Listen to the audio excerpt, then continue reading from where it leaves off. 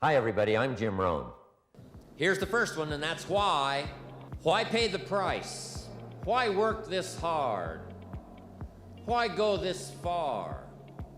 Why try to learn this much? Why try to do it all? Why try to see it all? Why try to have it all? Why do it? Why learn it? Why study? Why put yourself out? Why try to take on this much responsibility?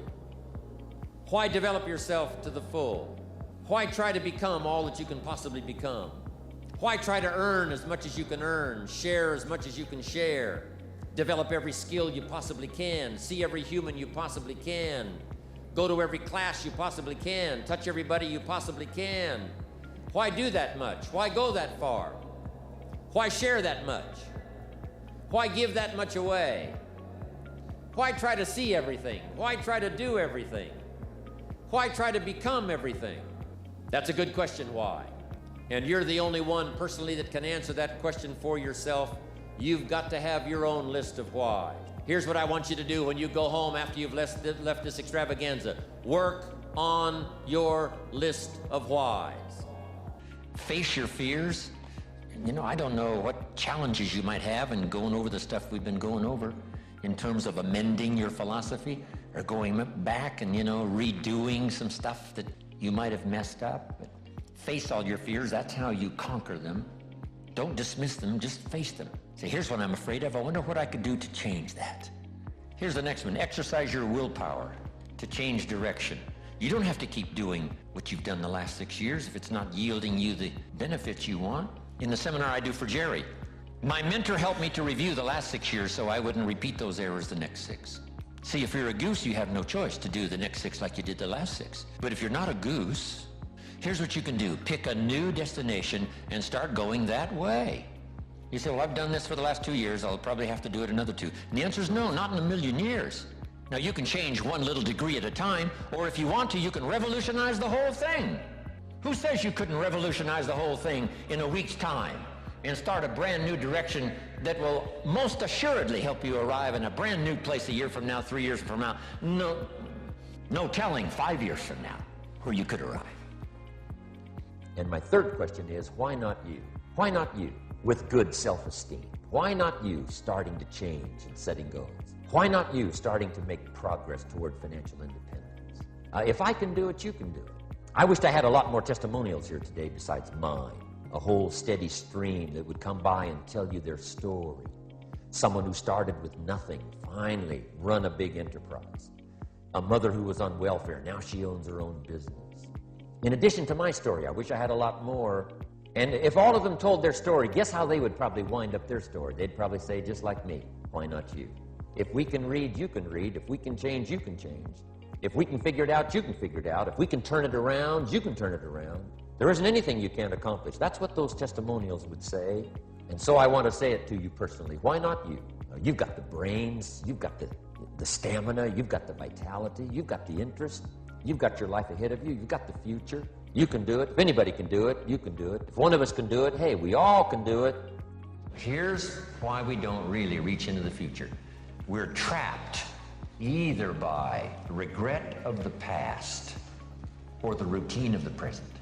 So busy with the routine of the present, we don't give much thought to designing the future. Or trapped by the past with regrets of past losses and past failures and past mistakes, and we relive it over and over again, not to the benefit of changing it for the future, but just because, we feel that our lives have been less than favorable simply because of all the things that's happened to us in the past.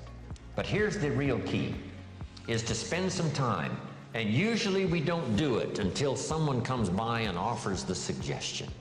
That's why meeting the right person at the right time, attending the right class, listening to the right sermon, having a conversation with the right person sometimes can totally change the direction of your life.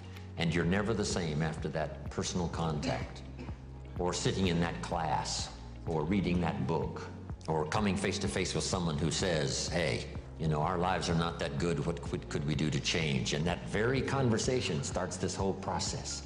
Wow. Negative is normal. It's not successful, but it's normal. It's part of life. And here's the next key, in my opinion. You must learn to handle the negative. Don't ignore it, handle it. Now, I know some people teach the other way, and listen to them, and listen to me, and then make up your own mind, right? Don't be a follower, be a student. But I say you got to handle the negative. You don't have to live in it, you don't have to dwell on it, but you do have to handle it, my opinion. I know some people teach, just turn your head real quick and say, there's no weeds, there's no weeds, there's no weeds. They'll take your garden. So you've got to handle the negative. Here's what part of it is. It's called The Great War Between Good and Evil.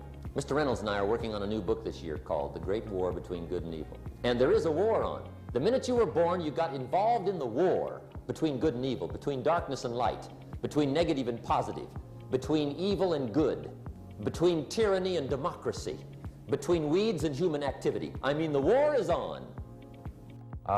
When I met him, I was 25 years old.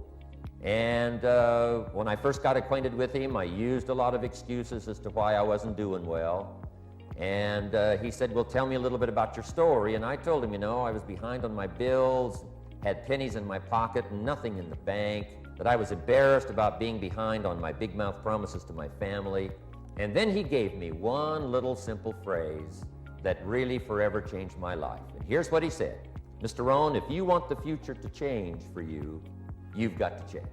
And he said, if you don't change, the next 6 years of your life is going to be just like the last 6.